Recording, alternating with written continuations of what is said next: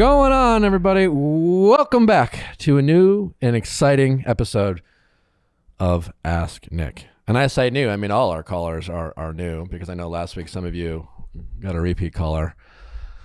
I'm sorry about that. The person responsible has been dealt with. It's they're in prison. They federal prison, not state, federal. Yeah, no, they are sorry. Yeah, they will never do it again. Anyway, whatever. So we have a great episode again for you, and I'm joined by Amanda today. Allie is she hasn't stopped making TikToks since last time. She's been at her computer the whole time. And I'm starting to take your advice, Nick. What? Is it painful? No, it's easy. Well, I think it's a good situation right now. So I think when you're in a good situation, it's a lot easier to like build on that and grow versus like in a bad situation. It's a lot harder to be like, oh, how do I get my shit together and fix it? Is this broken leg guy still? Yeah, broken leg guy. Great. We've been on 3 dates, but we did an awesome little like temperature check after 3 dates, even though it's like very much a situation where it's super early, like nothing close to like exclusivity, but just had a very mature conversation about like kind of where we were at, if we were hooking up kind of like with other people, like if we want, like what we're open to, like not necessarily deciding what this should be, but just being kind of honest about from our perspective of where we're at now, what it could be. You just checked in. Yeah. And like, I was like, did you prompt that conversation?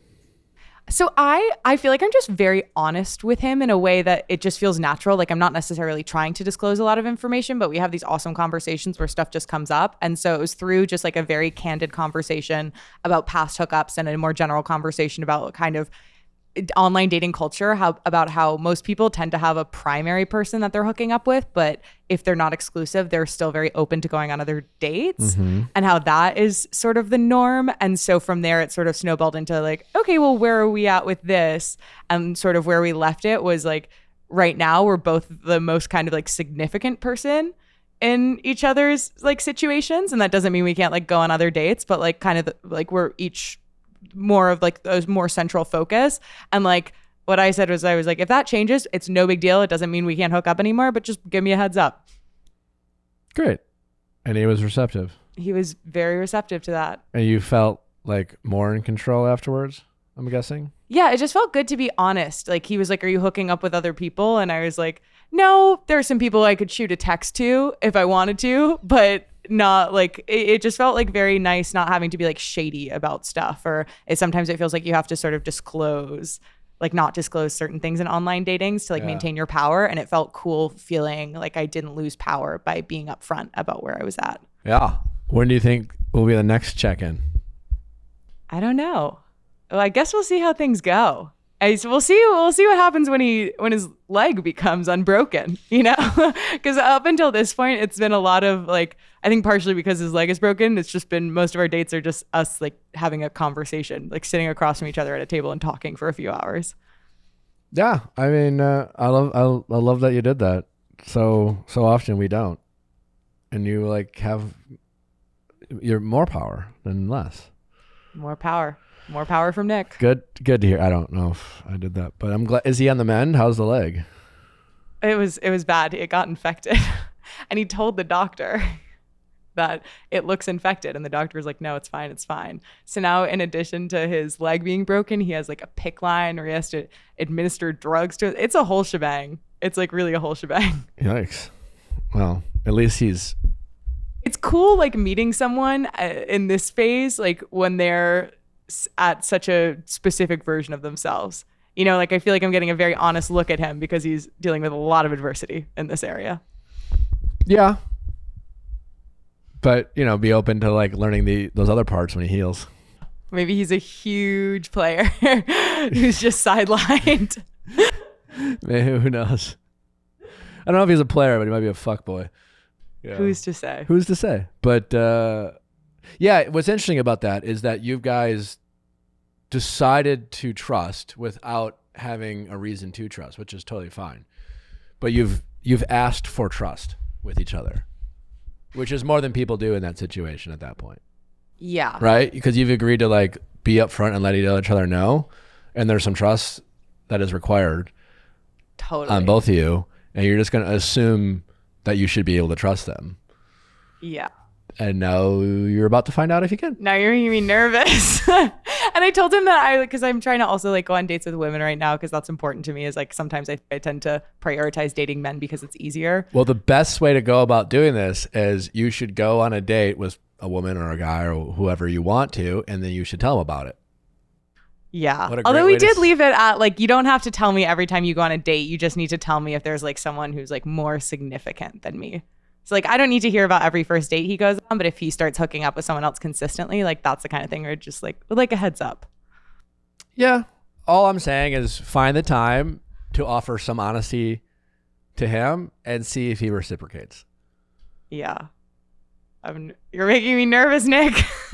Who knows? We don't know. But like a lot of people will say, they'll be like, oh yeah, I'll totally fucking tell you. And then it gets to the point where they have to say something and they're still afraid of what the other person might say. Yeah. He said that like he's discussed like being kind of anxious before, like in a casual way. And he's like a normal person in therapy. But that makes me feel like, I don't know. I think sometimes when people, especially when men are like, I'm anxious, sometimes I think I give them too much credit for being good people. Because I think about how my anxiety tends to make me more conscious of how other people would think or feel. And so I assume that it does the same for other people. So maybe. Yeah. Who knows? Well, that's the thing. Like these are ongoing conversations. Like you had a conversation, and the way this is going to continue to work is continue to have versions of this conversation by checking in. Yeah. And I just think the reason, like, you don't know that, like I'm saying, you guys chose to trust, right? You have no reason to trust. And I would rather, we've talked, I'd rather be that person who chooses to trust, and then I'll find out if I'm right or not, you know? And at the risk of being disappointed, it's just like, all right, well, that was on you. But a great way I have found to see if people can like back it up is to offer them some honesty on my part and say, this is what the thing we talked about doing, I'm about to do. And I went, oh, someone, and I just want to like something that people tend to avoid talking about or admitting. And I'll throw that out there. A, see how they handle it, and B, let them know that I mean what I say. We're gonna have some of these maybe slightly uncomfortable conversations, but we're gonna be adult about it, and we're gonna have them. Totally. You know? Because I feel like online dating is kind of inherently geared towards a lot of miscommunication, or like because there's so little that you do kind of owe the other person until you've had the big exclusivity chat. So it'll be interesting to see what it's like confronting the messiness with openness, as opposed to like the way we usually just kind of like sweep stuff under the rug or be like, oh, I don't owe them this, so I'm not going to give it to them. Yeah, like when Natalie and I were like hooking up and not dating, you know, like we had similar conversations, and then I'd be like, by the way, or she would ask, I'd be like, yep. Like I didn't tiptoe around it. And then she'd reciprocate with her honesty. You think that made you guys feel like you could trust each other more? Oh my God, yeah. It was such a fun thing to be like, here we are, not even dating, and we're just like talking about these things that normally we've avoided or like didn't say because we were afraid of the other person getting mad. And like there was like an awkwardness and sometimes an irritation. And it was fun to say, well, I find that irritating. I'm annoyed. I know that's mostly on me, on my choices, but what I do know is I'm like that we're being able to talk about this. Like this is really fun to be so honest, and it's refreshing. It's liberating. And while I'm simultaneously annoyed that you had fun with someone else, like, okay, I still know that you like me, and our choices have led to this happening, and we're kind of in control. And yeah, it's very liberating. And one thing I said to him was, I was like, I in the past have stopped getting to know people when I like them, and like that's really important for me, like because I do think I'm open to a relationship now, but I want to make sure that I do a really careful job of getting to know people, because breakups suck. So I don't just want to like end up in a relationship by accident. And I feel like when you are this honest, it feels like a more efficient way to get to know people. Yeah, most people they date, a couple dates, they go, I like this person. And then between the time where they decide they like the person and when they're boyfriend and girlfriend, they actually share even little about themselves, or try to find out even less, for a fear of like not being able to get the person they've decided they like to date them. The version that exists only in their brain. Yes. Totally. And what a terrible idea. Well, good to know. Thanks for sharing your story. We have a great episode for you as always. We are taking tomorrow off, no Bachelor, enjoy the week off, people. Enjoy it, because we are back next week with Michelle's season of The Bachelorette. On Wednesday, we finally got Ivan in studio to tell all the tea that he's been talking all about, so you won't want to miss that. Let's get to our callers. Question time with Nick. Let's ask Nick your sexy questions. How's it going? Going good. How are you? Good. What's your name? My name is Rachel. I'm Hi, Rachel. 24. How can I help, Rachel? So, I'm in a little bit of a situationship. It's kind of already ended, I'd guess. Okay. Yeah. So, long story short, I've been fucking my half-sister's not blood cousin. You're having sex with your half-sister's cousin through marriage. Yes. Okay. Yeah. Wild. Okay. Yeah. How'd that come to be? So, a little background. It happened like 2 years ago. So my sister and I, we didn't really grow up with each other. So there's a bit of an age gap between us. And she grew up with her mom and I grew up with my parents. So a few years ago, about like 5 years ago, we reconnected and started to like build a relationship. And with that came like invites to Family events. family events. So I met her side of the family that I had never met before. And they followed me on social media, and I started getting like DMs, late night DMs and likes on my social media, and I mentioned it to my sister, but she played it off as, he's a nice guy, you're my sister, he's just being nice and trying to like get to know you. So this is her first cousin, but he's the cousin of like the parent she's not at all blood related to. Yeah, it's her mom's side of the family, and Her stepmom. it's her mom, not any relation to me. We share a dad. Gotcha. Yeah. Okay. All right. Yeah. So, and his mom was actually adopted to. Just one extra step to make sure. Yeah, I'm we're not crossing DNA. Yeah, right. which, yeah, it doesn't really matter at that point. It's already shitty. It's already what? It's already shitty at that point. Well, it's taboo. I don't know if it's shitty. Yeah. I mean, it's God, like 80 years ago, people just literally married their cousins. Yeah. So. Anywho, so you guys started having sex. Yeah, about like 2 years ago. He was home and we started having sex, and it just kind of turned into like a hookup thing if he was home and I was home, because we both lived like out of state. And it was definitely the secret part of it that was A turn on? the driving force, yeah. I'd say. And then about like this year, he started to like want to make it into something more. He was trying to define the relationship. Yeah. He wanted to go public. Yeah. And he went as far as like telling his parents and his like other aunt and uncle, and his brother and everyone besides my sister. Okay. And so eventually like he came back because he's also in the service. So he was deployed at one point and then came home, and I decided to like go down there and like see where he lived, because that would be that would play a factor if we were to continue this. Uh-huh. Um, What was the feedback and from his family? his family like was super supportive, and I guess you could say I'm like a golden child.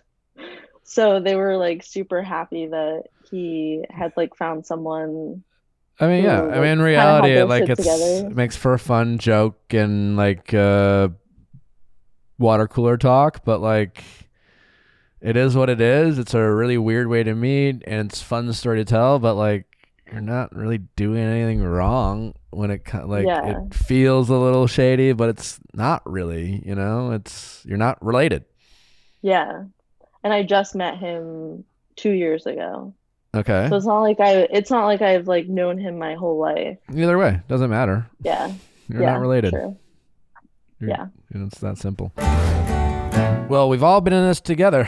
Ooh, that's right. And you deserve comfort. That's all yours. And if you're going back into society and kind of forgot how, Brooklinen has a soothing starter kit of loungewear that feels like the security blanket of their ridiculous comfortable bedding in socially acceptable wearable styles.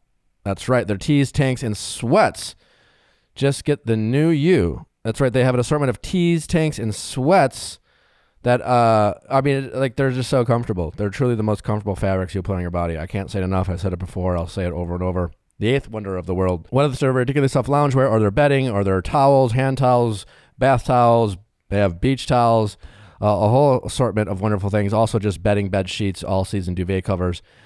Truly can't get enough of Brooklinen, and they can basically put comfort all over your house for the most reasonable and affordable prices. Brooklinen has been listening to what we all need, and they've responded with these ultra comfy loungewear at a fair price. Oh, it's so good. This loungewear, it has classic cuts and no zippers for limitless comfort that you can pull off in real life. That's right. They look good too. They're like stylish. You don't even look, you go out and you look like a gosh darn just fashionista. And if you're looking for more ways to enhance your comfort, check out Brooklinen candles, eye masks, and accessories to properly celebrate your chill. Brooklyn has over 75,000 five-star reviews and counting. That's right. So go on and get comfortable and get it for less with Brooklyn, and go to brooklinen.com and use promo code VIALL to get $20 off with a minimum purchase of $100. That's BROOKLINEN.com.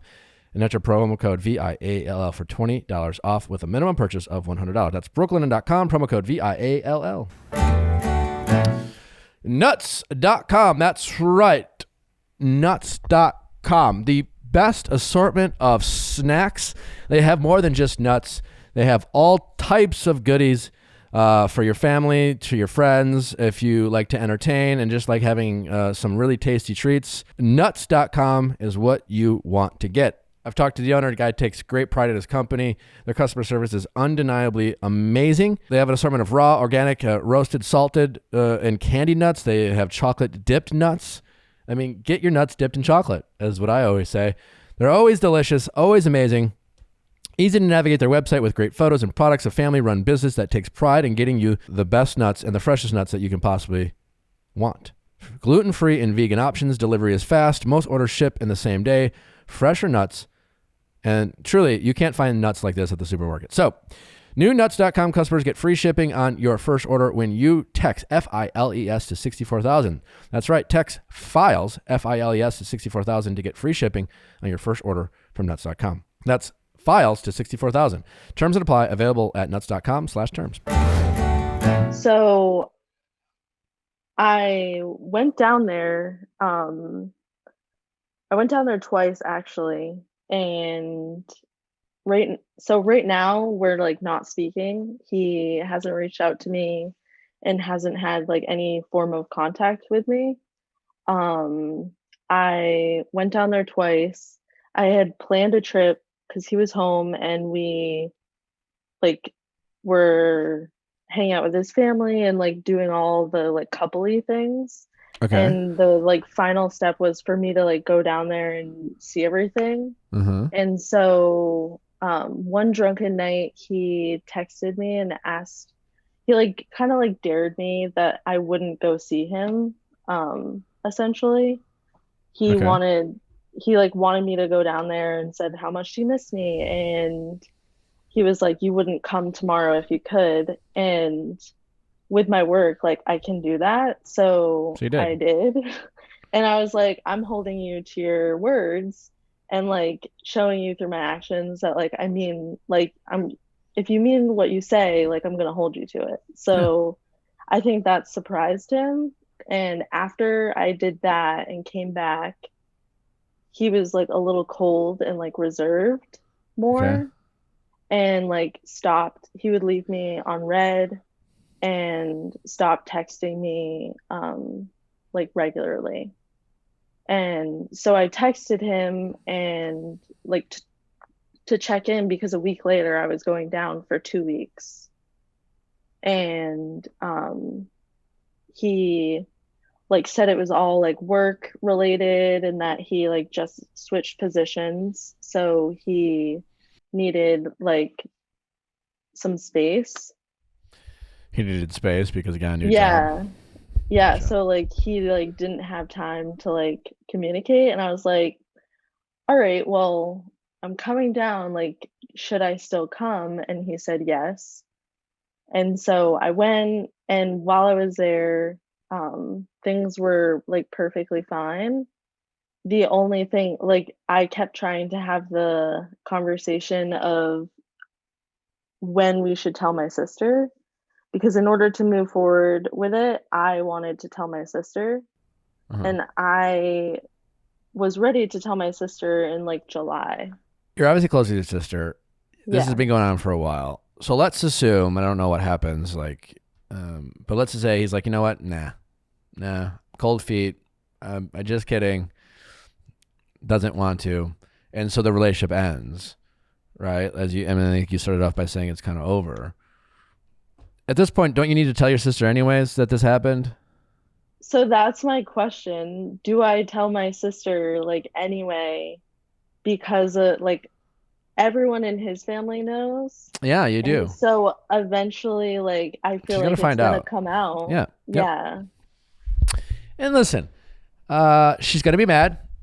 I don't know her. I don't know how she handles disappointment and stress, but this is like not a fireable offense, so to speak. You know, Okay. you did something wrong. You need to acknowledge what you did wrong.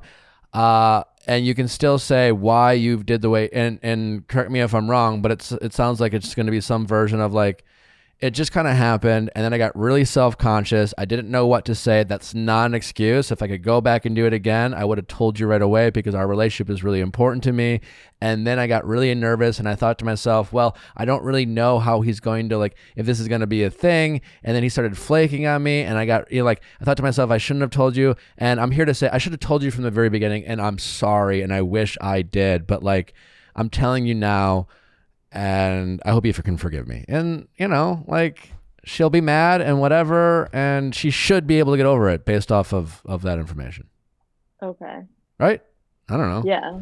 Yeah. I mean, and then like my other Also, question. also one note is that you also don't have to fucking tell her. Like, she is your sister. She's like, I don't tell my fucking sister everything. It seems like it's a priority for you to like have this relationship. So you know what I'm saying? Like, even if you didn't want to tell her, you don't have to tell her. But it sounds like your priority is to like have this relationship. And based off of that, she's going to find out and she's going to be hurt, and you don't want her to feel hurt. So that's why you should tell her before she finds out with someone else. But you don't have to tell her shit. Like, Yeah. So. Yeah. I mean, there's a lot that I do tell her. So part of me is like, it just depends on what to know. It all comes down to what this relationship, what you want your relationship with your sister to be. How close do you want to be? How much of a confidant do you want her to be? How many, like, some friendships and sisters and brothers, like, there's no boundaries where like we tell each other everything. There's an expectation of that. Sometimes it's like, I don't know, you're my sister, I like you. Sometimes I'll tell you things, sometimes I won't. Deal with it. So you're in the driver's seat. It just comes down to, she should find out from you before anyone else, if that matters to you, if that will hurt her feelings and you don't want her to feel hurt. Yeah, it for sure will. So I feel like that's my only choice. Yeah. And also, like, why everyone knows, like, just get it over with and tell her. Yeah. And now with like the zero communication, it's been 2 weeks since I was with him. And Yeah, I feel like he had like one shot here, and you don't get to drag your feet with your cousin, even though he's not your cousin. You know, like if you're gonna go for the cousin, you know, you like, gotta like you really gotta go when you're like blending like, and when there's like this weird overlap, and all jokes aside, and we know like you're not related to him, but like he's still like, it's a unique situation. He doesn't get to like fuckboy his cousin. He doesn't get to ghost his cousin. Like, you know. No. I'm going to be there at like family events. Yeah. So I think you need to draw some very clear boundaries and not let him, you know, be anything but very, very direct and very clear with his intentions. Yeah. So do I communicate with him now and be like, I thought it's over. I'm done? Yeah. I mean, it is. Or do I just leave it? I would just leave it. And if he all of a sudden just reaches out of nowhere, you can take his call and be like, hey, listen, I haven't really reached out and followed up because like, I don't, you know, like, let's just, it happened. It's at a good time. I do not want to have a situationship with you. Like there's a lot of other situationships I can have, not with people like that's no. Yeah. You know, it's that simple. Okay. Yeah. Cause when I did ask him like if he ever wanted to tell my sister, and who gives he a was shit like, what he thinks at this point? Yeah. Yeah. But the answer that I got was like, not yet. And he doesn't get to decide. Not his call. Yeah. You know. Okay. It can be a request of his, but you're in no obligation to comply.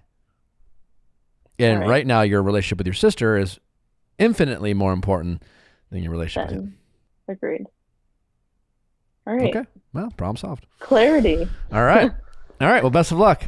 All right. All right. Take care. Yeah. All right. Bye-bye. Bye. Ritual, you know them, you love them. The multivitamin company that gives you the peace of mind of knowing what exactly is in their ingredients, so you know what you're putting in your body. And they don't just have multivitamins for women; they have it for men. And now they're in the protein business. That's right. So that same quality ingredients that you're getting in your vitamins, you're now getting with your protein. Not all protein powders are created equal, and it can be very intimidating to know what you're putting in your body. So their team of scientists reimagined protein from the ground up and inside out, from how it's made to who it's for and why it's needed. The result is a delicious plant-based protein offered in 3 premium formulations for distinct life stages and unique nutrient needs, all made with the same high standard approach to the commitment to traceability that Ritual is known for. Whether you're doing reps or you're just more into dog walking, Ritual has a protein powder for you. Ritual Essential Protein, here to shake things up. So why not shake up your ritual? To make trying something new less scary, Ritual is offering a money-back guarantee if you're not 100% in love. Plus, my listeners get 10% off during your first 3 months. Just visit ritual.com/VIALL to add essential protein today. That's ritual.com/VIALL. Theragun, that's right. You know them. You love them. I can't say enough about how amazing the Theragun is. I take it wherever I go. If I travel, I take my Theragun with me because traveling gets me stressed out. Also, I sometimes have to sit in awkward positions on planes because I'm tall, and I just bring out the Theragun and bam, I'm like getting a massage on the plane. It's truly amazing. It's so easy to use. You can literally access any part of your body and get into that deep muscle tension. So whether it's the stress of daily life that's giving you like neck pains or an injury that you've experienced or just you're tight from working out, Theragun is helping you feel good all the time. Their OLED screen and design make you feel like you're holding something from the future. That's right. Just go to their site and check it out. The best part, they got this Theragun app, and it learns from your behavior. It suggested guided routines to really work those muscles. Theragun is trusted by 250 professional sports teams like Real Madrid and elite athletes like Paul George and DeAndre Hopkins, Maria Sharapova, hundreds of thousands of customers, and myself, most importantly. Try Theragun for 30 days starting at only $199. Go to therabody.com/VIALL. That's right now, and get your Gen 4 Theragun today. It's $199, people. That's like one massage and a half. And for endless rubs and no more stiff necks. That's therabody.com/VIALL. Therabody.com/VIALL. How's it going? Good. How are you? Good. What's your name? My name is Liv, and I'm 21 years old. Hi, Liv. How can I help? So, to start with a bit of a backstory, my boyfriend and I have been together for almost 3 years. And whenever we were dating in the beginning, before we were official, he had this girl best friend that he had a bit of a history with. They did date, but back in high school, even though we did get together only a year out of high school. But it was just for a short period of time, for about like a month. And whenever we first started dating, we were young. I will say this was a bit toxic of me, but I basically told him, hey, if you want to continue, if you want to make this official, I'm not comfortable with this girl being in the picture, being like a part of either of our lives. Why do you think that was toxic? Just because I really didn't give him any I didn't give him any benefit of the doubt, basically. I kind of was just like, okay, it's going to be this way or we're not continuing. Okay, I think you're being a little hard on yourself. Okay, well, I'm happy to say that. You were setting a boundary. Every boundary we set, we don't need to necessarily have to justify. I think it's nice that you're recognizing that maybe, it could have been something you could get over. And yes, I understand that it's always nice to trust your partner, but it can be stressful to still want to choose to trust your partner, but not necessarily trust people who are in their circle, right? And that, as I'm assuming can get very stressful and something you get anxiety about all the time. And then you can be in your head about like, I trust him, but like she's always fucking flirting with him. And what happens if he gets drunk, et cetera, et cetera, et cetera. So yeah, I mean, I understand that it's good to sit down and talk and communicate and say, this person gives me anxiety and you guys have a past and I want to trust you, but I'm having a hard time. Like, I think you're being a little hard on yourself by immediately saying that was toxic behavior. I mean, of all the toxic things young couples do to each other, and they do, I don't know if I would, that alone, just simply setting a rigid boundary would be toxic. But anyways, I digress. Please continue. Well, that kind of brings me to my question for you is basically that happened. He cut her out of his life. Flash forward to a couple months ago, back in July. Okay, so you set the boundary. He complied. Yes. Great. Okay. Yes. All right. Which I was very happy about. And we were happy, no issues. He never brought up anything about that being an issue in our relationship or anything like that. And then a couple months ago in July, he came to me and he said, hey, I'm sorry. I know you don't want to hear this, but I miss her. I want her back in my life as a friend. I know you weren't comfortable with this in the beginning, but I feel like we've been together long enough that I've shown you that you can trust me. Sure. And basically, we went back and forth for about a month. And then finally, I kind of gave up on the fight, really. And I set my boundaries as best as I could with him. And they're friends now. And it does make me very uncomfortable. I have had a couple conversations with him about it, but he instantly just shuts me down. He's like saying like, I'm already respecting your boundaries. I'm already like doing things that you don't want me to do. I don't know what else you want me to do besides not be her friend again. And like, he's basically saying that that's not an option, like that he wants to be her friend and if I'm not okay with that, then we will break up. So yeah. Tough call. Yeah. Yeah. Basically, my question is, I wanted your opinion on if I am being like, I do have trust issues. I know that I have trust issues that I need to work through, but I don't know if I'm being, I guess, crazy in a sense where. You're not being crazy. See, because he's making me feel like I am for not wanting them to be friends because I'm uncomfortable. And she's giving me such bad, like, I can just, whenever a girl can tell that someone likes their boyfriend, I get that from her. Sure. I'm not a woman, so I can't necessarily relate, but sure, I can understand that people can get those vibes, and certainly women have wonderful intuition. They're not always right, but I get it. I get what you're saying.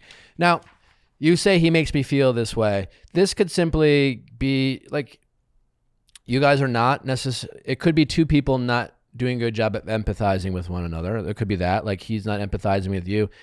He may very well believe everything he's saying with conviction. He might be like, I will not, she is my friend. I will not cheat on you. You have nothing to worry about. As a guy who's been in relationships, and even like in my current relationship, I'll have conversations where, you know, like every relationship, there's moments of like, you know, jealousy or annoyance with, you know, the opposite sex or people who interact with, you know, your boyfriend or girlfriend on a day-to-day basis. And there are times where I'll just be like, I get it, but like that energy, I just want you to know is beneath you, because like I'm not remotely, like I'm just, you can trust me on this, right? Now that's a little bit different than your situation. I'm just talking about like some random person coming up and like flirting with me, like in front of my girlfriend, Natalie. And she's just like, I'm like, I get that it's annoying, but like, I got you, babe, kind of thing. This is a little bit different, but my point is he can be believing what he's saying. So he could be frustrated being like, I'm not going to do shit. So like, why can't you just trust me? And you could just be like, I'm just tired of worrying about her. Why don't you see what I see, right? That's the issue. That's what I try to tell him. I'm like, it's not that I don't trust you. It's that she's given me so many reasons to believe that she doesn't see this as a friendship, and that she's just being on the sidelines of whenever we fight or, God forbid, break up. She's just going to be waiting there for him. Well, that unfortunately is not something you should put in the equation. Like being if you decide that this isn't a relationship, if you decide that this relationship isn't healthy or right for you, you shouldn't hang on because you know that she's going to pounce as soon as you're gone. Like, and I could see that being like a thing that we do, right? To be like, you fucking know it. So you're just like, you're playing defense in your own relationship. It's kind of weird. But a couple episodes ago, I was talking to a woman, and I pointed out that her boyfriend doesn't necessarily want to be her boyfriend. He just wants to have a girlfriend. And I'm not saying this is exactly the situation, but what this does sound like, it's a priority problem, you know, and no one necessarily is doing anything wrong, right? You are two young people who early in your dating lives, right? Whether you guys end up, you guys are young and early in your dating situation. And so it does make sense that you guys have other priorities other than each other. In fact, it's healthy. It would be unhealthy if you guys were so hyper-focused on one another that you weren't experiencing the world and experiencing people and friendships and work and school, et cetera, et cetera, et cetera. And your boyfriend has decided that he wants to make this friendship a priority. And that's a boundary he set. You know, you don't have to accept it. And maybe you just realize, and it would make sense that you come to the conclusion that whether it's her or it's me or his priorities aren't aligning with my priorities. I don't want to feel crazy or jealous just because I'm uncomfortable with this girl. And you're not crazy because she makes you feel uncomfortable. And it sucks to be in a relationship with a guy who has a past with a girl he wants to make her he's literally telling you he wants to make her a priority. Maybe not as much of a priority as you, but he certainly is standing up for that friendship and that relationship. And you're seeing it as someone who's like, wait, you're supposed to be my partner, my person. Like, as far as your relationships go, friendships or otherwise, I at least want to be that. I want to be that number one priority, you know, as far as your relationships go. And I'm like, you're fighting more for that friendship than you're fighting for us. I've said that to him, those exact words. Yeah. But it is what it is at this point. So I think you're at a point where you just have to decide what you're going to do about it. Because as you know, part of the reason why you feel crazy is you're still trying to get him to see your side. right? And he may never see your side. And it doesn't make him wrong or bad for not seeing your side or not being able to empathize with you. It might be a signal that you two are just not in the place you need to be in a healthy relationship. And it can turn toxic. I don't think that initial boundary that you set was toxic, but just kind of trying to force this issue and fighting about it constantly over and over and over, even though you've both kind of agreed to disagree about where your priorities lie when it comes to friendships and relationships, et cetera, et cetera, et cetera. So yeah, see, because I agree with everything you said, but then at the same time, there's a big part of me that's like, you even said this in your podcast like a couple episodes ago, to some girl that she was going over to a friend's house that her partner was uncomfortable with, and you said something along the lines, oh, well, if your partner's uncomfortable with something, like, they should be doing whatever they can to make their partner feel comfortable. And that's kind of how I feel in this situation. I know that's where boundaries come in, but the tough part about this is it's not a black and white thing. You know what I'm saying? It's not an absolute. Yes, if you're going to be in a relationship, a committed one, right? At the end of the day, you have to give a shit and prioritize the things that bother your partner. You have to want, for the absolute most part, to go out of your way to not do the things that make them feel uncomfortable. Now, there is a line there because, like, if that person is so insecure and so in their own bullshit, right, then you are going to be walking on eggshells trying not to fuck up all the time because they're so insecure about maybe their past. If they bring a lot of baggage into a relationship, they were cheated on or whatever, and you're just like generally like good and trustworthy and you might have a couple friends that of the opposite sex and they're just like having nothing with it, then you just have to you have to figure out where your line is, right? It's easy, it's interesting enough. Like everything I say every week on these podcasts, it's very easy to listen to something and manipulate it into how you want to hear it and how you want to interpret it and things like that. And everyone's situation is a little bit different. You can take parts from it. But I think the biggest takeaway is, one, you're not crazy. You're not wrong. I'm not seeing any real toxic behavior. I think you're being too hard on yourself. You clearly like and care about him. And if all things being equal, you want to still be with him. But now you're recognizing that your priorities might not be lining up. He is not making you feel the way you want to feel in a relationship.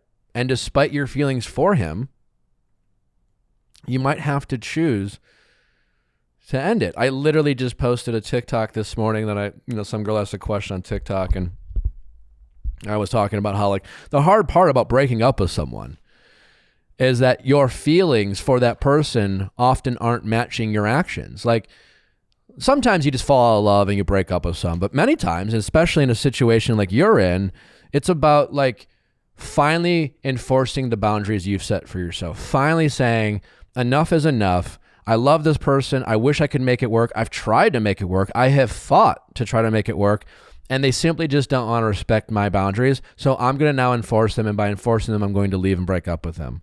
And that really sucks because you still care and you still give a shit, and you still wish they would want to do the things that you want them to do. And then you get mad because this girl was like, oh, he just started dating someone. I had a problem, like literally your situation, right? And that hurt her feelings, and it's going to hurt your feelings. And and if you break up with him, he's going to be mad. He's going to be triggered. He's going to want to piss you off. Of course he's going to hang out with her more. You know what I'm saying? Like he's going to want to get a reaction, but that is not that at the end of the day, if you're going to enforce a boundary and protect yourself and your well-being, you're going to have to fight through that. And you shouldn't break up with him to scare them. You shouldn't break up with them as a threat. It's not a tool, right? If you want to keep fighting for the relationship, then fight for the relationship however you do it. But if you break up with it, be prepared for it to be over. It's done, right? Yeah. Based on what I've told you, if you could believe to yourself, I don't have anything right or whatever, but I know I'm not crazy. Nick has validated my feelings of not being crazy. And I understand he might not be wrong. We're just not on the same page. but it still hurts me and it still gives me stress and anxiety. What do you want to do about that? Like, I'm asking you right now. Yeah. See, that's what I've been struggling with this whole time, because I think for a little while I have convinced myself that I can be okay with this friendship, and that it is a problem within myself, because like what you were saying about how people bringing like past issues and baggage from their past relationships, that's honestly kind of me. I have a lot of trust issues from my past. I've been cheated on. Okay.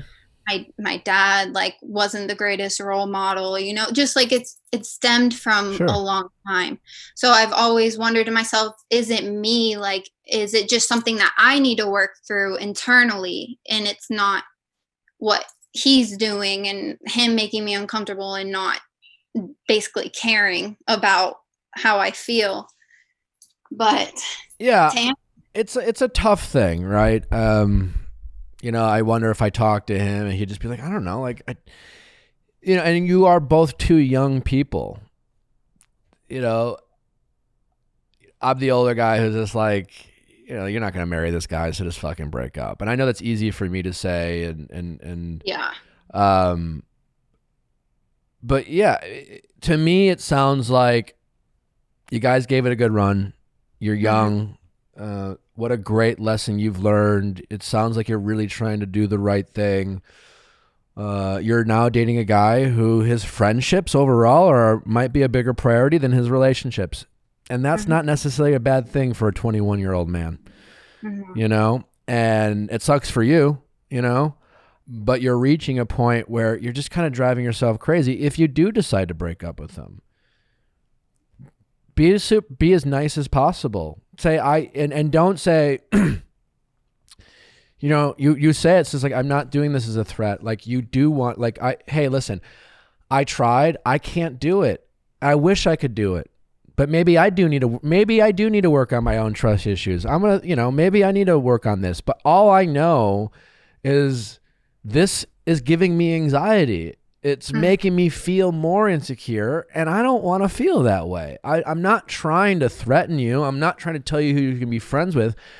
I'm just trying to take care of my mental health. So I think we should end it. And, I understand, and no hard feelings. And, this could be one of those situations, I'm not a big believer in like getting back together with your ex, but like maybe in 4 years you guys reconnect and your priorities have shifted, but you guys go live your life, but you're not going to change his mind at this point. I can promise you that. Nothing you say or do. And if you do, it's going to be riddled with resentment on his part. Yeah. So that's what I try to tell him too.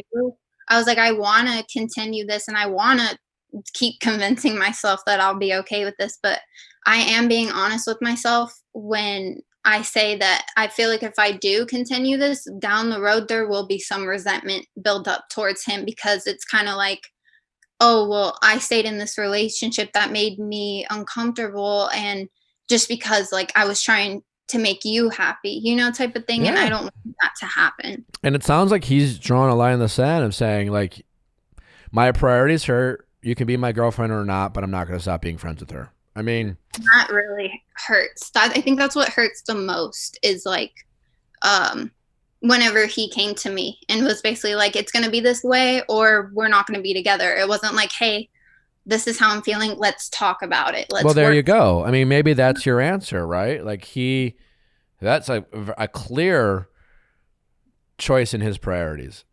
Mm-hmm. And again, I'm not faulting him or saying he's a bad guy or anything like that. Like, that's how he feels, and he has the right to feel the way he does. And I get that it stings, and I get that it hurts, but don't try to fight that hurt. Like, you gotta see it for what it is. Mm-hmm. That he is choosing to make her a bigger priority than you. Yeah. And why would you want to be in a romantic, committed relationship if he's going to do that with someone else? Yeah. And maybe it is time, as sad as you're going to be, to walk away. Yeah. Like, I was giving him the benefit of the doubt, but like, there's just been a few things that have just like rubbed me the wrong way. Like, as I said, I've set some boundaries. And one of those boundaries was whenever they first became friends, they were texting like very late hours in the night, like 2, 3 in the morning. And I told him that makes me feel uncomfortable. Like, I don't think you should be texting like a girlfriend that late at night. Yeah. And then last night he went to his friend's house, got really drunk, and came home, passed out. And I know this wasn't good of me, but I went through his phone and I saw that he was texting her, calling her, blowing up her phone. She wasn't answering him because of how late it was. I guess she was asleep, and just trying to talk to her and like call her. And he was like super drunk. So yeah, you should definitely break up with this guy. Yeah, I was like, you need to be honest with yourself. Like, but now I think you need to recognize it. Like, you know, I don't think you were toxic before. Checking someone's phone is toxic. You know this. You don't need to be say this. No, now you're getting your vulnerability and your insecurity is causing you to be a worse version of yourself, to do these toxic things. And you're going to, once you're out of this relationship, you're going to look back and go, I wish I didn't do that. So you're going to have to find the strength to like, it's going to hurt. It's going to be sad. But I promise you, if you end it and you do it with grace and you do it with kindness, you will get so much power out of it. And if you just let him know that it's okay, you want to be friends with her, I just can't. This is about my mental health, and I love you and I care about you, and maybe someday in the future, blah, blah, blah. But like, I don't want to have to fight this much to feel like a priority. That's it. That's a feeling, and you have the right to feel how you feel. And be careful, just because you've been cheated on or you have your scars. I think it's good that you reflect and you work on yourself. You try to deal with that, but like, you don't sound all that jealous. Like, you sound like you have very valid reasons to feel insecure about this person. So don't doubt yourself, and staying in this relationship is gonna fuck that up for you. You know what I'm saying? It's going to make your next relationship a little bit harder, but like, now you know he's doing this shit. So like, act on it, get out of it, and you're going to be okay. Okay. I promise. I know. It doesn't mean you're not going to be sad, but you will be okay. Yeah. I think that's just going to be the hardest part, because I have, like you said, used leaving as a threat before, but it was just an empty threat. I wasn't actually going to. Don't say, I'm like, just, hey, we need to talk, and you sit down and you follow through. You're going to feel real good about yourself for having the strength to do that. And no matter what he says, and God only knows what he's going to say, follow through and just be super nice. Don't let him get in, like, trigger you, scratch it in an itch, no matter what he says. Assume he's going to, I don't know. It might be make you feel bad. He might try to hurt you emotionally. I mean, you know how we do this, and like, he might say something to, I don't know, but kill him with kindness. Say like, this is going to be best for both of us. I just need to, I don't want to feel the way I do anymore. And that's okay. And I'm not asking you. I'm not even asking you. I don't like, him cutting her out is not an option. Even if he says that, walk away, because it was, again, that's not what he wants. Yeah. Like, you're not breaking up with him to get him to do that. You're past that. And trust me, you will feel very powerful and he will feel very helpless. I know everything you're saying is right. I do. All right. Well, good luck. Think about it. I promise you, if you can do this in 6 to 12 months, you're going to look back and be like, fuck yeah, I was awesome. Well, thank you for all your advice. It helped me. It was really insightful. All right. Well, best of luck. You're going to be okay. Yeah. It was very nice meeting you. You too. Take care. Okay, you too. Right, bye-bye. How's it going? Hi, my name is Stephanie, and I'm 29 from California. Hi, Stephanie. How can I help?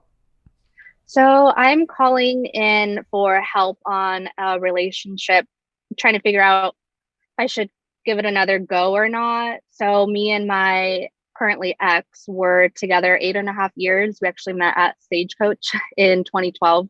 All right. And we have a daughter. She is 3 years old. And that was kind of one reason why I stuck it out for so long. But we did break up in January. Reason being is just, we weren't on the same page. I wanted to progress our relationship, get married, have more kids.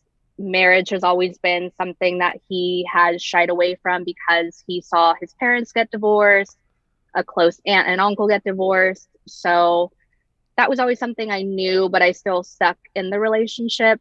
One day, though, in November of last year, I just had enough. He called me and asked where I was because he needed to go out with his friends. He didn't ask how my day had been, and that just kind of triggered a spark that led to eventually moving out. So we've been separated for about, January, so almost a full year. And he's been trying to fix our relationship. The reason that he wanted to kind of get back together is because I started to date someone else.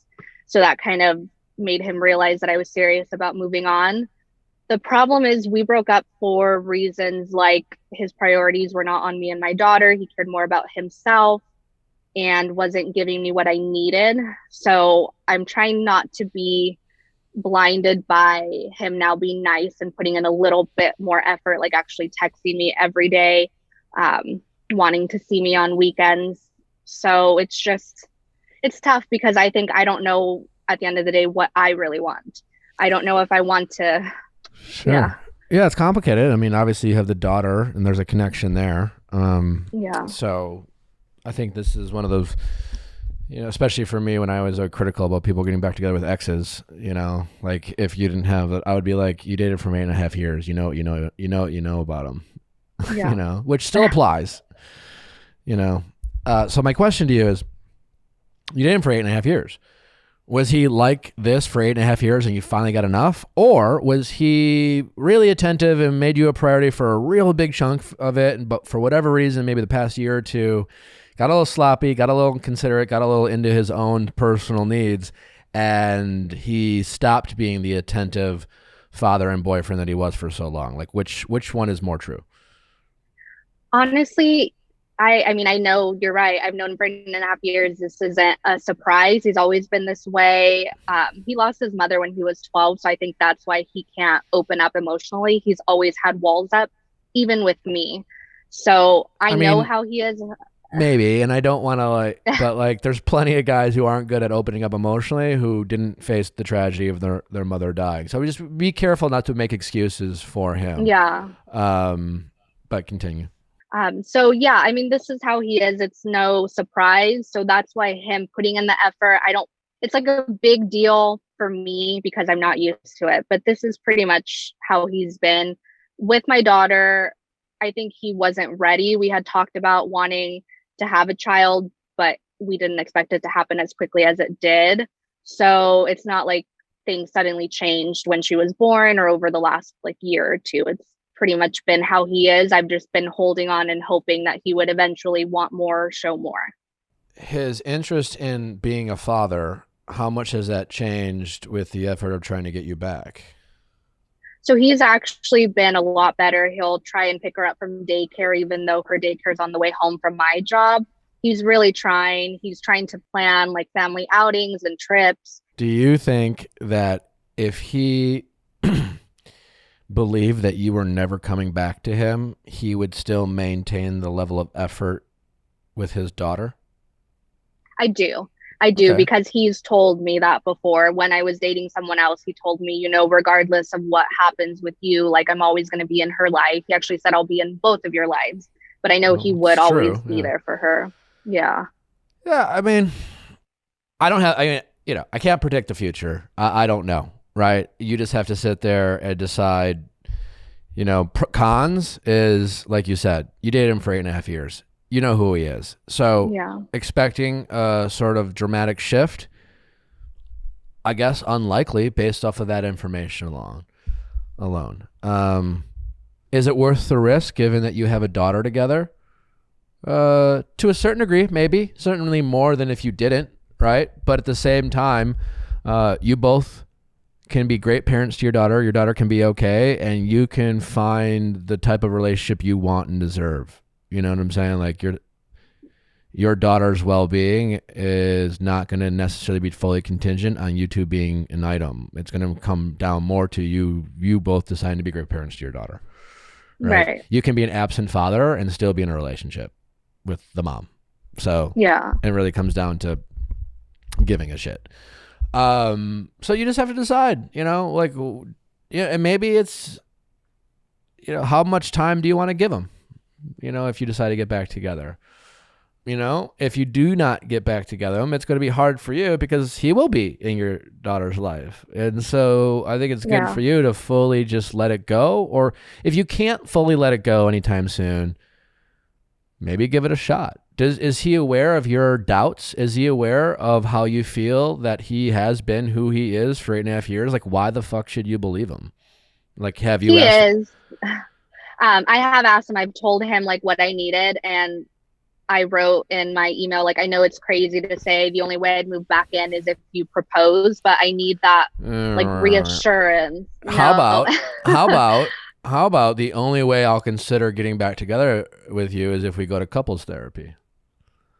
I've thought about that. That's something he's agreed to. We just haven't taken the step forward to actually doing it. But that seems a hell of a lot healthier and smarter than forcing him to propose to you if he's not ready. Especially when one of your concerns is he's not good at opening up and expressing his feelings, and maybe he has some like past trauma with the death of his mother, et cetera, et cetera.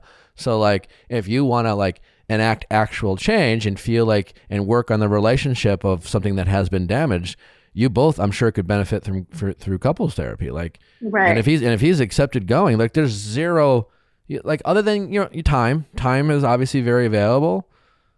But like, that actually might help change things. Like, because your big concern is like, how can I trust you? How will you be different? Like, and the truth is, if he doesn't actually do anything to help change him, then on some level he will revert back to who he is, unless he can change who he is as a person.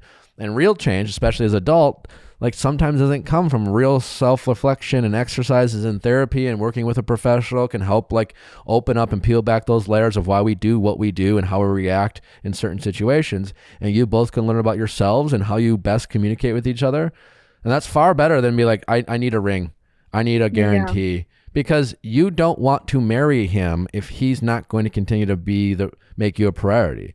I mean, you're so hell-bent on finding a husband and getting proposed to by him, but like, is that the bigger concern, or you not being a priority being concerned? Because the real nightmare is being married to a guy who's not making you a priority, and then you're like far more stuck. Then it's harder to get a divorce, and there's lawyers involved, and it's just like, ugh.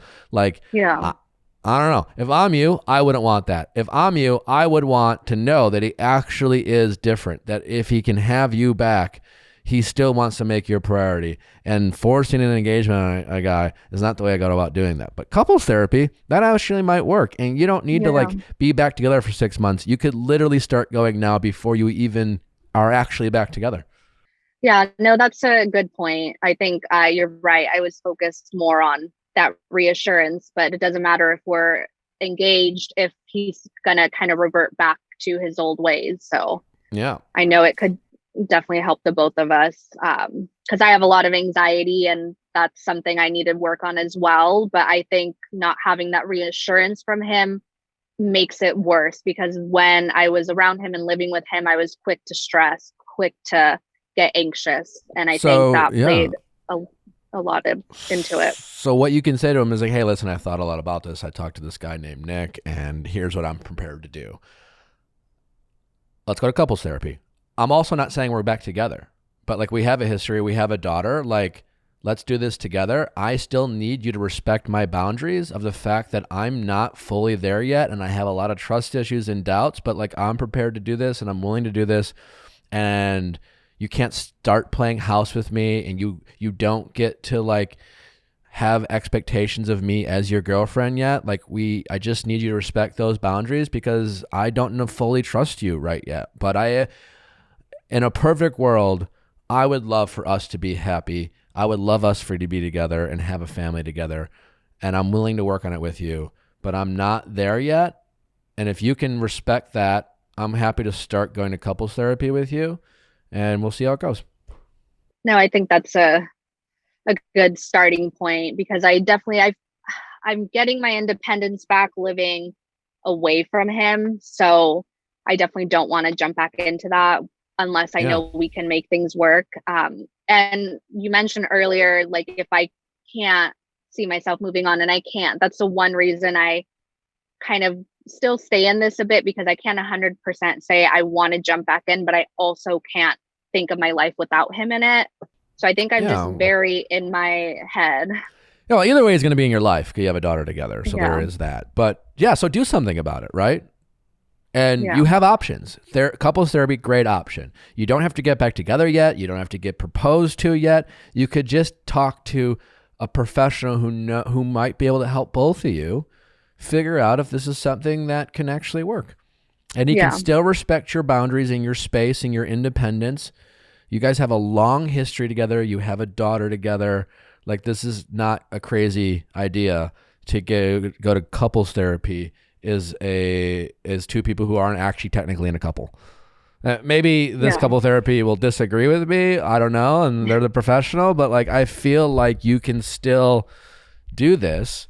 And that's at least you doing something about it and not giving up your independence and your progress you've made as an individual, but then you're at least seeing if there's something there. So what you're doing now is just wondering and waiting and sitting in limbo.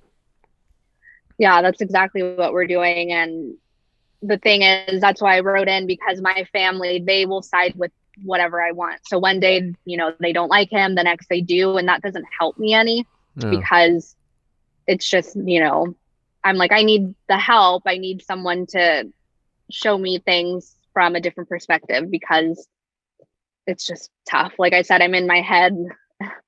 I would try to look for a good couples therapist, Yeah. Good, and see if he's willing to go and simultaneously respect your boundaries and not use going to couples therapy as a way to get more from you or more expectations and start getting jealous and start demanding, you know what I'm saying? Like, he doesn't get to have those same expectations of you as his girlfriend yet, even though you're going to couples therapy. Right. Not yet, at least. No. And that's one thing too. Like, I think that's why I'm so cautious about things. Like I said, I don't want to take his daily text messages and good nights as like, oh, he's really trying. That's very minute in the grand scheme of everything. So yeah, and again, a couples therapy can help you kind of shift through like what's really should be a priority and what sort of things that you should work on and reasonable expectations, and just help you guys this is not about winning and losing. It's not about being right. It's just about you two seeing if you guys can get on the same page and you can get what you want and deserve or move on. Yeah. And that will do a lot more for you guys either way than demanding a ring. Yeah. Or just sitting doing nothing like we are right now. Yep. All right. Thank you. Well, best of luck. It. No problem. Thank you so much. All right. Take care. How's it going? Hi, my name is Alexis. I'm from New York. I'm 27. How you doing? Great. How are you? How can I help? So basically, I'm 27, like I said. I never had a boyfriend, never really been in a relationship. I'm a self-saboteur. I don't put myself out there, which is like, I totally understand that and I totally get that. So I started going on a dating app. So my parents are from South India. So it's a very, an app specifically toward people from South India. Okay. Just cause like, I would like someone who has the same culture as me and understands like our issues and stuff like that. So I've been on it, talking to people. It's been great. Then I ended up matching with this guy from Dallas and, he was really great. We started talking on the app and then he was like, hey, here's my number. So we started texting like every day. He was like, hey, let's do a phone call. So we did a phone call. It was unbelievable. It was really great. It went really well. He had like the same type of humor as me, like we're like witty, sarcastic kind of thing. And then he was like, hey, let's do a second phone call. So we kind of like broke it up into several phone calls. And I was like, hey, I'm actually going to be in Dallas for my parents' house, retirement house, party or whatever. And he was like, yeah, we should totally meet up and do drinks and stuff. I was like, I don't really drink, but I'm totally to go down with totally to meet up and stuff like that. So I don't really tell my like my cousins and stuff if I'm talking to someone. I usually tell them like after it all ends, partly because I'm embarrassed when it doesn't work out, and also they never really tell me about their relationships and stuff, so I kind of feel like I don't really want to tell them. So then my brother was supposed to pick me up, and then my cousin came, and I was like, oh, I can't go. I can't just leave her. So then I called him, and I was like, hey, listen, I can't meet up. I'm really sorry. He was like, instead of like being upset or whatever about it, he was like, well, I'll just have to come to New York to see you. And I was like, oh, wow. Because like usually when I talk to guys, they're like, when you come to Maryland or when you come to Dallas, it's always me going there. It's never them coming here. So that was like... As a result of being on this like very specific app, are you usually matching with guys who don't live in New York? Yeah, so the app is not like Tinder. It doesn't take like your location. It'll send you from give you people from all over the U.S. Okay. So I match with people from like California. It doesn't matter your location really. So he was like, so I was like, yeah, that's totally fine. You can do that. We continued to text and talk like almost every day. And then our phone calls became like unscheduled. Like he would just call me on his way home from work, or he would just call me in the dog park because he has a dog. And it was awesome.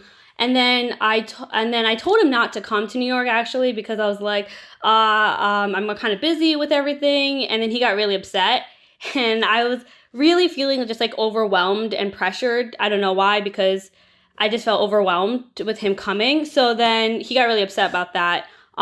Continued talking, texting, was great. So he knew this was like my first date, like my first like kind of thing. And he was totally cool with that. And then so I was like, hey, I'm coming to Dallas in a month. I'm coming here. Let's plan a date. So we planned a date, and I was like, back in May, I was like, oh, I've never been to Topgolf. I always wanted to go there. And he remembered that. And without, he was like, let's do that because you always wanted to go there. He was like, and I'm like, look, I'm going to pick a fight with you. I'm a self-saboteur. That's going to happen. It was like, I'm prepared. I'm ready for that to happen. So then, like you said that as a joke, but you were also kind of serious.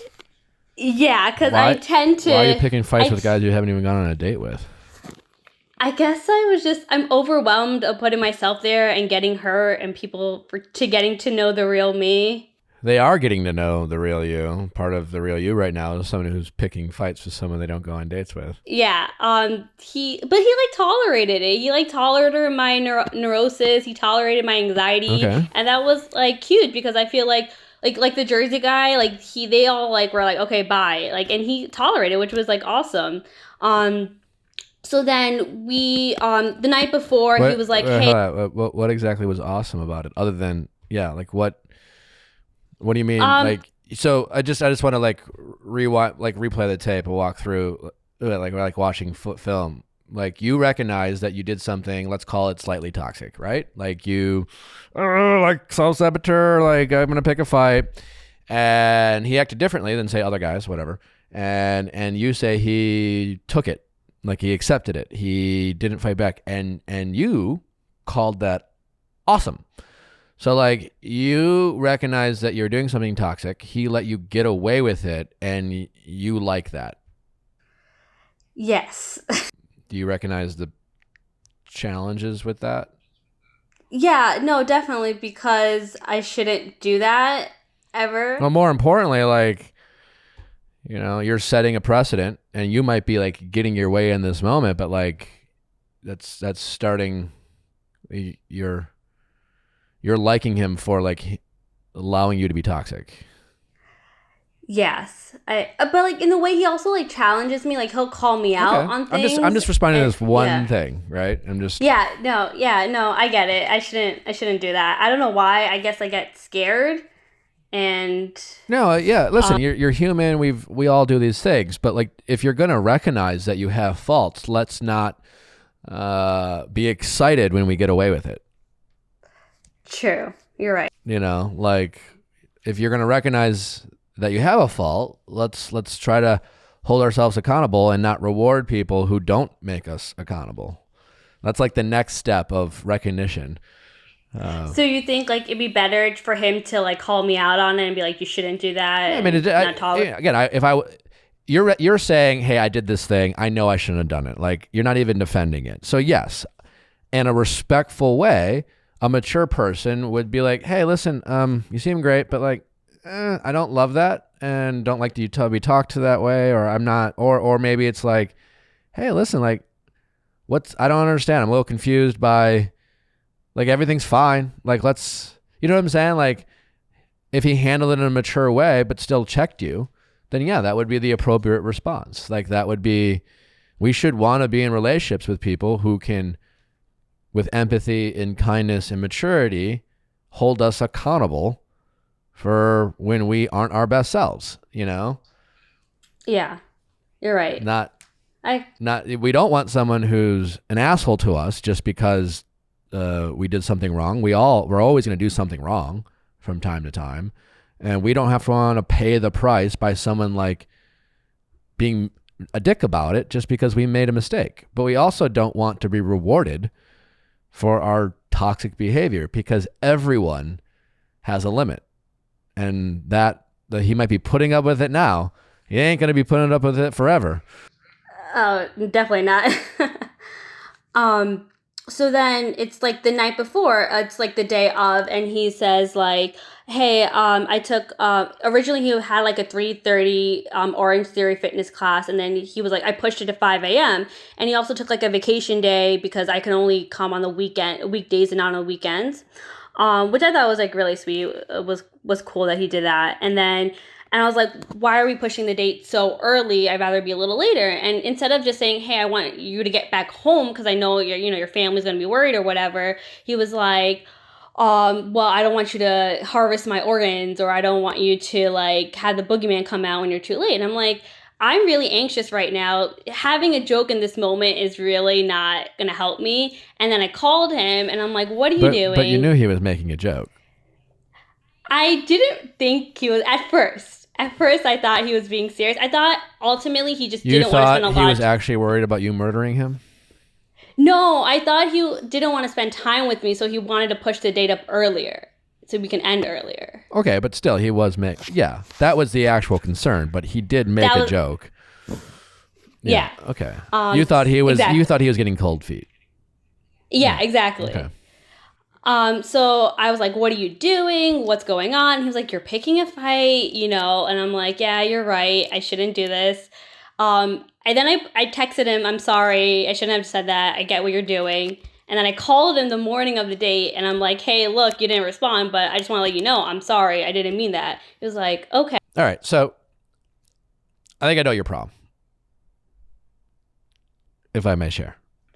Yeah, go ahead. So you're really close. Like, you're close to having this not be a problem, but like you are aware that you're a neurotic person, right?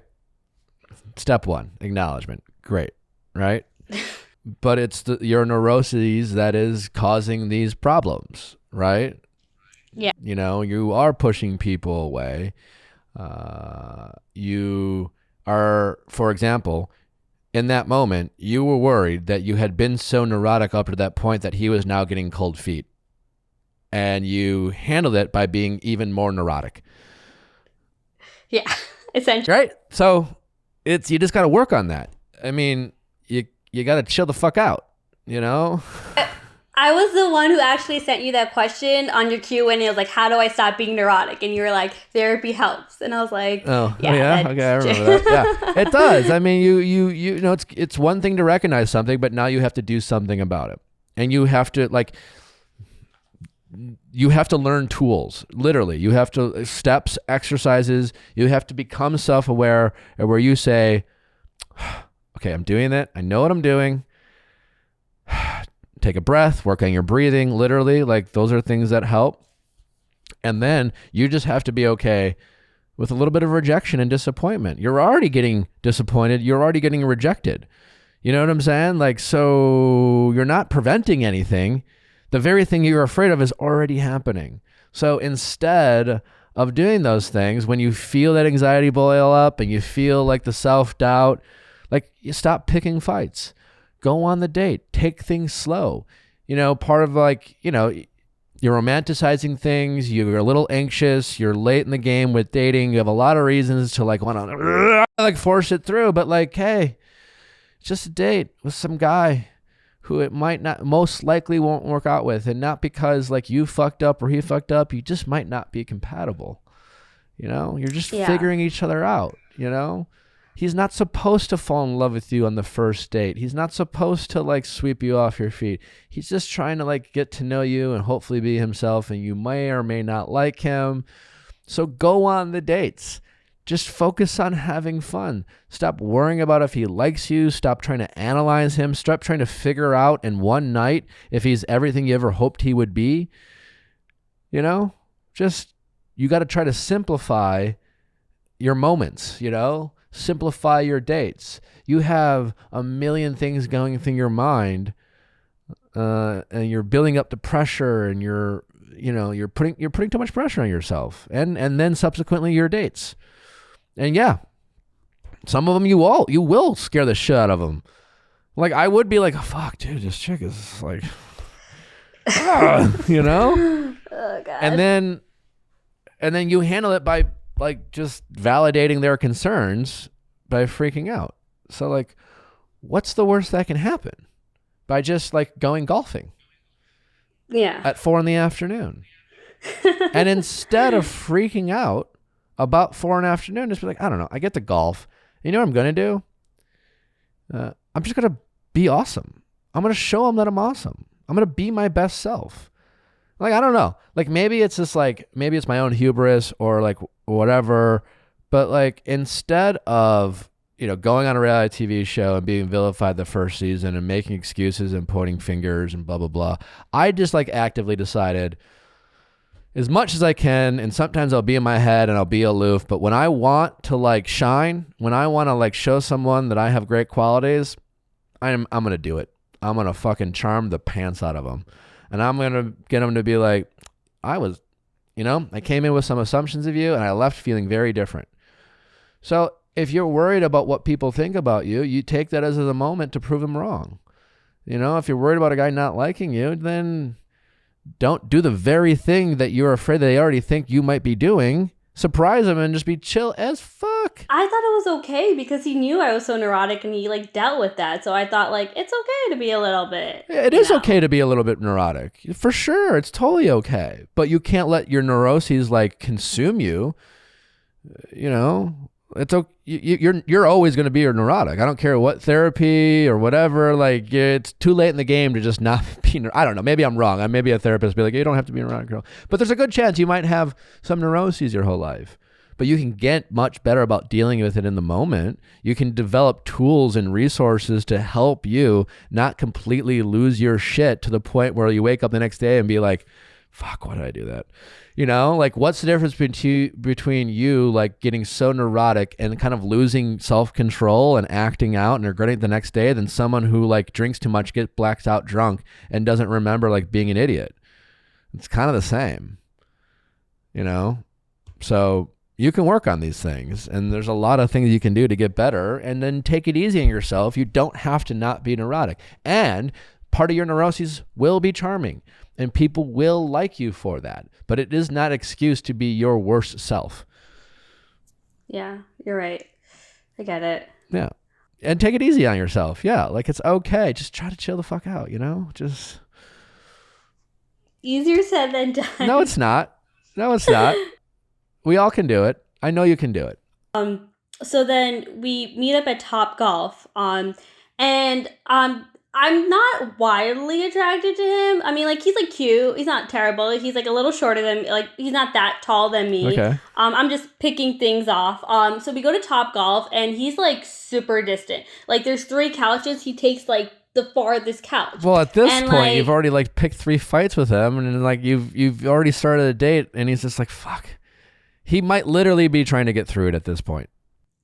I really thought he was, because we weren't like really like, we were just playing Top Golf. We had like jokes here and there. It wasn't like our conversations that we had before, but we were just like, let's just play the game. Let's just break the ice.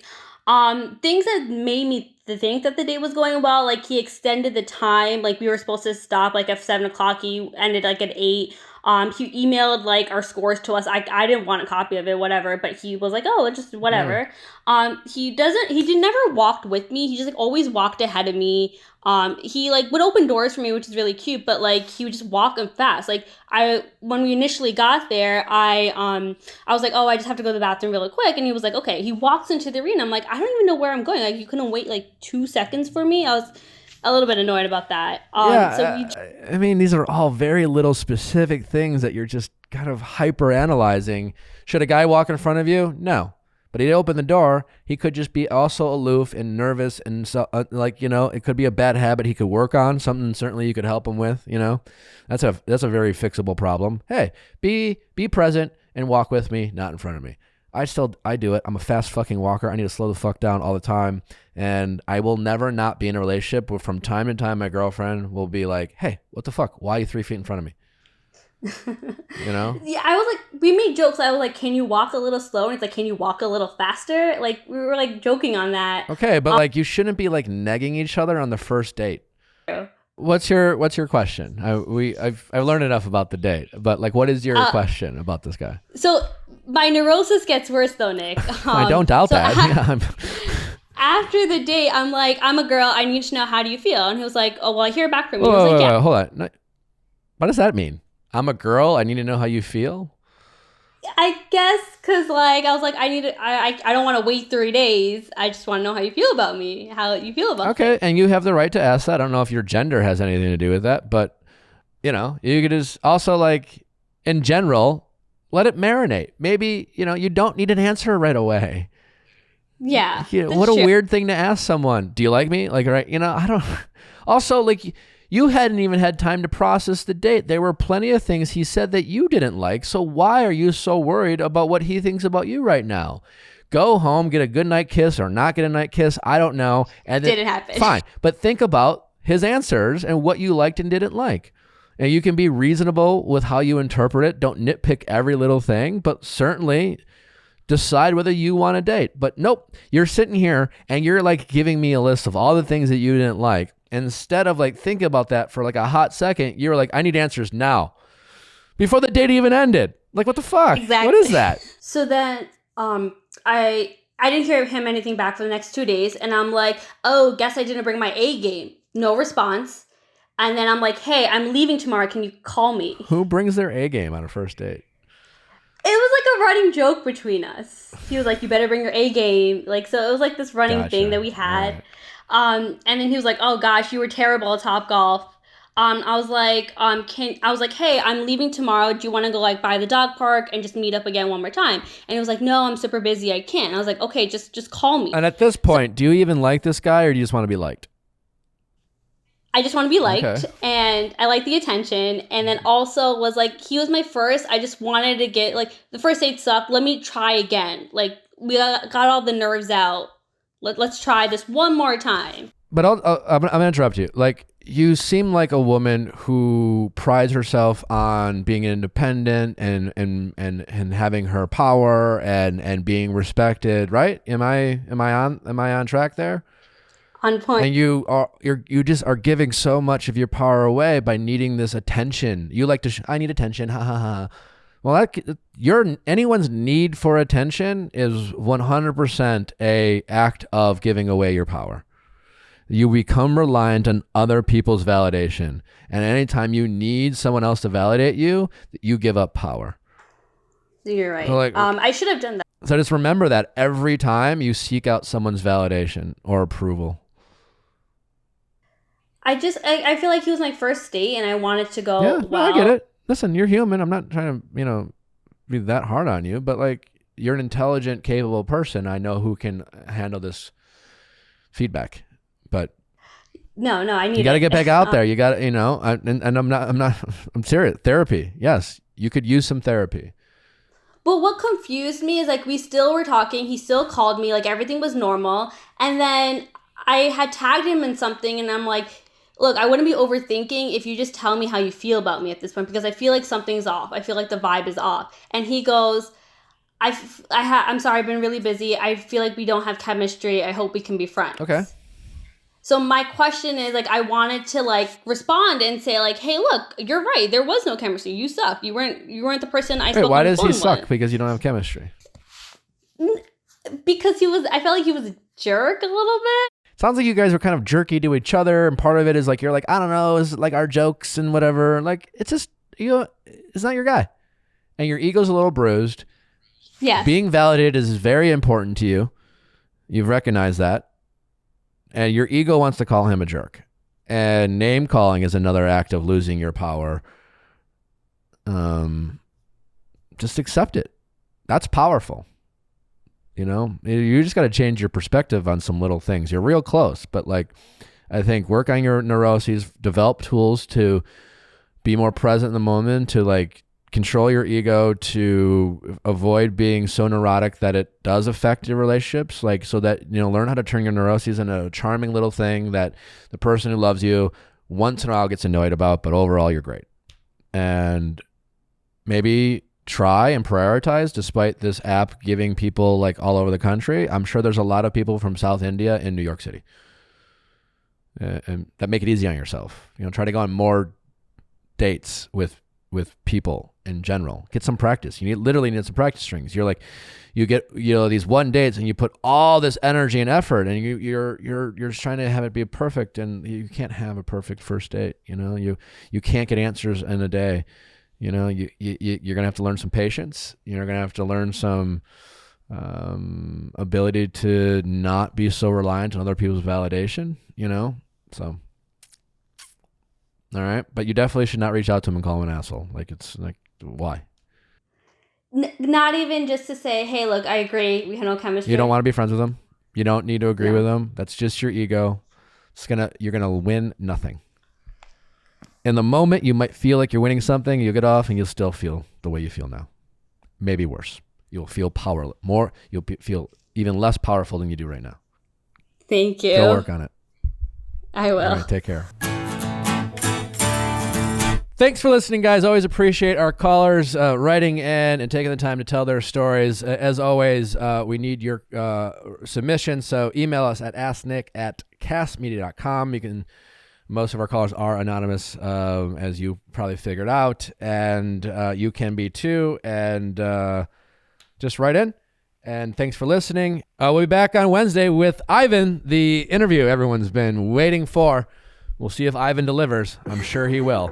See you back on Wednesday.